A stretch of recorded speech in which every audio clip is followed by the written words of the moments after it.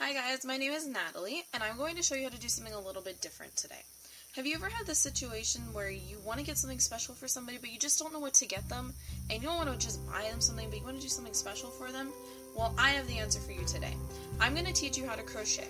Crocheting is a great way to make gifts for people that you don't know what to get exactly, but want to do something special for, and is really simple to learn. I'm going to show you how to do the basics today with a little bit of a twist. So I said I was going to put a twist on this, but what did I mean? Well, I may not look like it, but I'm a huge gamer. And I found this pattern that I liked, but it was a little generic. And I was like, what can I do with this pattern? I had video games, duh.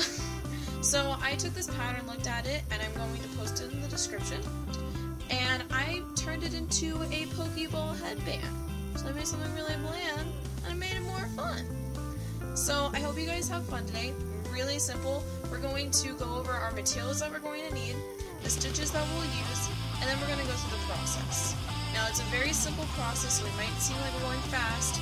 Pause the video if you need to, get through it, and then come back to it. I hope you guys have fun, and we'll see you at the end. So let's go over what we need first. The first thing you're going to need to make this awesome headband is you're going to need yarn. Now you're going to need 3 different colors: white, red, and black. Now I use red heart yarn. It's very cheap, very good for a college student like myself. I'm trying to look good to make it easy. And you can use any size needle. I'm going to use a 4.25. The pattern may call for something different. The gauge doesn't always really matter. It just depends on how tight and consistent you make your stitches, which is key to making a good headband. And that's all you really need. So let's get started. First things first, we need to start making our headband. We're going to start this by making a loop. What you're going to do is you're going to wrap this yarn behind your index finger, and then you're going to wrap in front of it. That again, take one end, you're going to wrap behind your index finger and wrap around, and you're going to make a little X. From here you're going to lift that front piece of yarn and pull the other string through. You're going to recognize that you have a nice loop. From here, you're going to try to tighten it while holding these other 2 ends. You only want to attempt to pull the loop part of it. So now you have a nice loop. Let's go over the stitches that we're going to be using here today. We're going to be using a chain stitch and a double crochet stitch. First is the chain stitch. All you're going to do is from your loop, you're going to wrap around the back of the needle with your yarn and pull it through the loop. Now you continue to do this and you'll begin to see that you have a chain-like pattern, thus its name. Next we're going to be using a double crochet stitch. This is very simple. You're going to wrap around the back of your needle once, you're going to go through one of the loops of your chain, you're going to wrap around the back of the needle again and pull another loop through, so you should have 3. And you're going to wrap around the back of the needle one more time to make 4. You're going to make sure that you only pull through the middle 2, and once you do that, you should have 2 stitches left on your needle. You're going to wrap around the back of the needle once more and pull through the final 2 stitches. Now you've made a double crochet stitch. Now that we've gone over all of our stitches, let's move on. From our loop, we are going to begin doing our chain stitch. Now the pattern says about 70, but you can do as much as you want. It's at your preference. So you're going to stick your needle into the loop, wrap around the back of it, and then begin to do your chain stitch. And you're going to do this for however many you need to do. I ended up doing about 80 for my head because it's filled with so much knowledge. And you want to try to just get these as consistent as you can in size.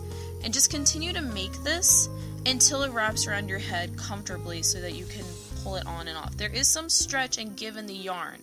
You can also wash it to give it some more. But always make it a little bit bigger, just to make sure that it'll fit. So after you've made your chain long enough, you're going to begin to do your double crochet. Now with each row, you're going to need to move up. So you're going to look at the end of your chain, and you're going to count 1, 2, 3 from the end. You're going to stick your needle into this 3rd chain away from where your loop is, and begin to do your double crochet.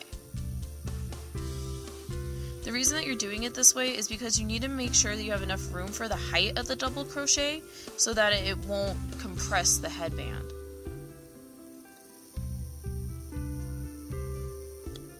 So there's our first double crochet, and we're going to go all the way down to the very last chain in our chain. Now that you've reached the end of your first row, you're going to do 3 chain stitches in order to give your headband some height. Then you're going to continue with your double crochet in the top front loop of your double crochet row. You're going to continue doing this all the way down, do your chain 3, move up another row, and then you're going to change color. So once you get to the end of your third row of red, you're going to connect the black to the loop of the red, do 3 chain up, and then begin to do your double crochet with the black. You're going to do this for only 1 row, since there's only 1 line on the PokeBall of black, and then you're going to follow the same procedure for changing color into the white. So now that we have finished wrapping all of that up, we are going to do another knot. Now the knot part of this is exactly how you started the rest of the headband. All you have to do is cinch the back of it with a piece of string and then wrap it around and then stitch the end. Close it off and you have your headband. Now if it doesn't fit at first, you can always stretch it out. But now you get to go and look all cool to your friends, say, guess what I did this weekend? I made a headband. So I hope you guys had fun learning about this. If you guys have any questions or want another tutorial on another pattern, leave it in the comments below. Thank you for your time, and this is Fun Size signing off. See ya!